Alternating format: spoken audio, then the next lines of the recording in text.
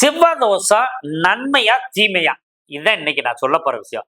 நீங்க நல்லா பாருங்க. இந்த நிகழ்ச்சியை பார்த்துக்கிட்டு இருக்கவங்க யாராருக்கெல்லாம் செவ்வாய் தோஷம் இருக்கோ அவங்களுக்கு நிலம் கிடைக்கும்.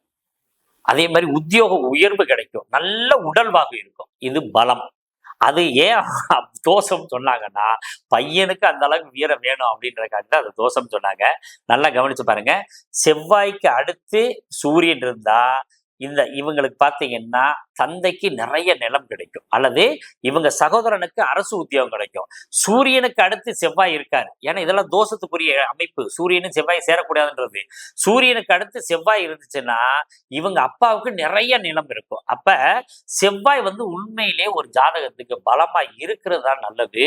அதே அளவுக்கு பலம் உள்ள ஜாதகத்தையும் நம்ம இணைக்கணும். இதுதான் ஒரு விஷயம். பலம் இருக்கிற ஜாதகத்துக்கு பலகீனமான ஜாதகத்தை இணைச்சோம்னாக்க 2 பேத்துக்கு ஒருத்தருக்கு ஒருத்தர் அந்யோன்ய வாழ்க்கை இருக்காது. அதுக்காகத்தான் இந்த செவ்வாய் தோஷம் சொன்னாங்க. பொதுவா செவ்வாய் பலமா இருக்கிறவங்களுக்கு நிலம் அற்புதமா கிடைக்கும். நிலம் வாங்குற யோகம், வீடு கட்டுற யோகம் கிடைக்கும். நல்ல கணவன் கிடைப்பார்.